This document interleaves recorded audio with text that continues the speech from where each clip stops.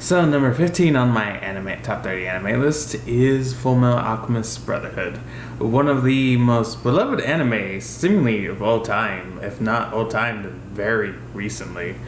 And kind of like Code Geass, it really has a strong fan following and fan love of it. And it tops all sorts of lists for top openings, top endings, top moments of anime, and just top anime in general. And it has a really strong fan base. And I like the show as well. I think it has some flaws people don't really talk about, but it is a very, very strong show. It has great characters. It has a great story. It has some great antagonists. Some could have used some more development, or some didn't really take that many good turns. But like I said, mostly strong antagonists. Interesting lore, interesting history to this world, interesting abilities, which could be could have been fleshed out some more, or could have been made a little bit more interesting.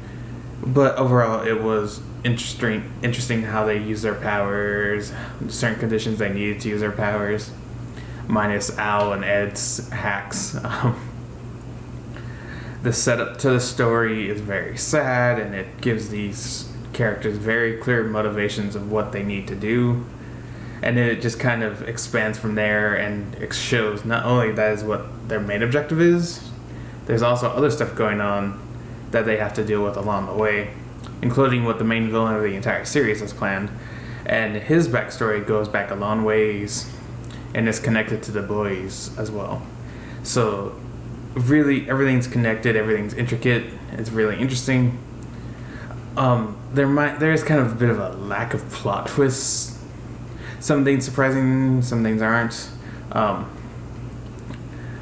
There is one reveal of someone who is a villain that should have been more surprising, but they kind of gave it away in the first episode. It might not have been as obvious, say, in the original Fullmetal Alchemist anime, but it was made pretty obvious here.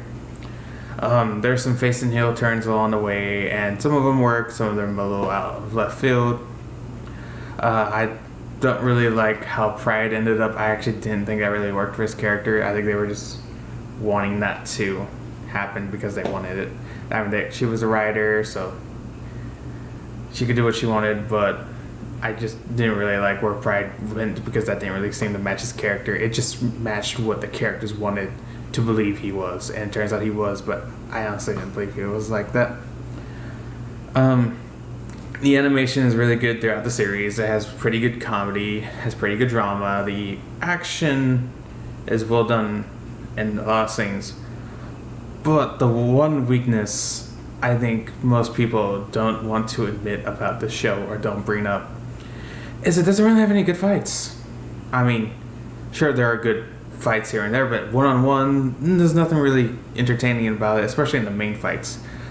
Ones that are really good are way too short, and even though the animation is well done at points, it's just not up to my standards of shonen. With how exceptional a lot of stuff is in the show, the fact that the fighting is more okay to me most of the time, minus some few bright examples here and there, is really disappointing. I do really think just kind of lowers the show standing for me a bit, because it is a shonen with fighting. It has all this other great stuff, but at its core, it also has fighting. It's a fighting anime as well. And I didn't really enjoy much of the fighting. I enjoyed sequences of it, but a lot of it was just mad at me. But what it does have over a lot of shonen is meaningful character deaths. Characters don't come back. For the most part, characters don't come back, and there are some really dark moments on some character deaths that really shape the boys' kind of core philosophy going forward, and I appreciate that. And there are actually some impactful deaths near the end, even if there could have been some more, but overall, it did good on character deaths. The ending of the show is really well done. I really enjoyed it. It brings mostly everything full circle. Every character really gets an ending. There's some stuff you might want to know a little bit more about, because I feel like Al maybe got a little bit of the short end of the stick on kind of where you know what's going to be going on with him, but just you don't really get to know as much as Ed and he doesn't really get to have as much of an ending as Ed. He's just always attached to Ed.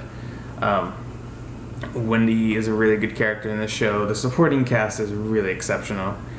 Actually, a lot of my favorite characters were either villains or just some of the supporting cast, because I felt like a lot of them were way more fleshed out than a lot of the main cast. Or not fleshed out, but more interesting.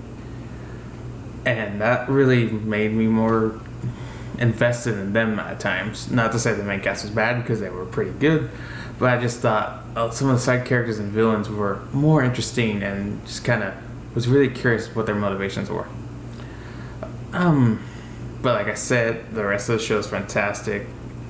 It's really good. It has a good beginning, middle, and end. Everything's clear. There are some very emotional scenes in the anime. Like I said, even though I don't really like the fighting overall, it is really well animated, minus some still frames. And there are some good sequences and some good fights here and there, but none of the main big fights I thought were really too great. The fight at the end was fine enough, and it was a high stakes, but overall I didn't really think that was anything more than decent to good. But like I said, everything else makes up for it. And that's kind of what helps the show a lot. It's good characters, it's good lore, it's good story. It's just good. It doesn't kind of crap out at the end. It doesn't disappoint. It doesn't overstay its welcome. It's only 65 episodes. It is a really good series that I just have some problems with here and there. But don't get me wrong, it mostly delivers the hype you're expecting. And it is more than worthy of number 15 on my top 30 anime list. And on that, nothing to say but later.